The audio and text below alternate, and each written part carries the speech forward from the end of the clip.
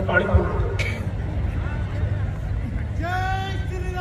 इचलकरंजीला 24/7 पाणी प्यायचंय म्हणून हे पाणी मी प्यायलंय.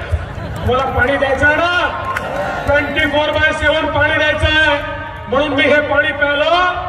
आपण निर्णय केलेला आहे, पुन्हा सरकार आल्यानंतर या ठिकाणी आपण सौर ऊर्जेचा वापर करून आपल्या वीज बिलामध्ये टप्प्याटप्प्याने 30% कपात ही घरगुती विजेच्या बिलामध्ये करणार आहोत आणि एक मोठा दिलासा आपल्या सगळ्या लोकांना देण्याचं काम हे आपल्या सरकारच्या माध्यमातून होणार आहे. या इचलकरंजी शहराकरता पिण्याच्या पाण्याची योजना करायची आहे.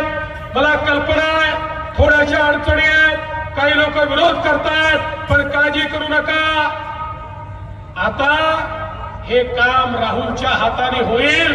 मी स्वतः पुढाकार घेऊन सगळ्यांना बसवून असा मार्ग काढून देईल. अरे शेवटी हे आपलं सरकार बघा, आपल्याला कल्पना कोल्हापूर सांगलीला सातत्याने येणारा पूर बघत असताना आपण निर्णय केला आणि वर्ल्ड बँकेतनं 4000 कोटी रुपयाची योजना केली. आता हे सगळं पुराचं पाणी आपण या ठिकाणून नेणार आणि दुष्काळी भागामध्ये घेऊन जाणार, म्हणजे पूर देखील येणार नाही आणि दुष्काळी भागाला पाणी मिळेल.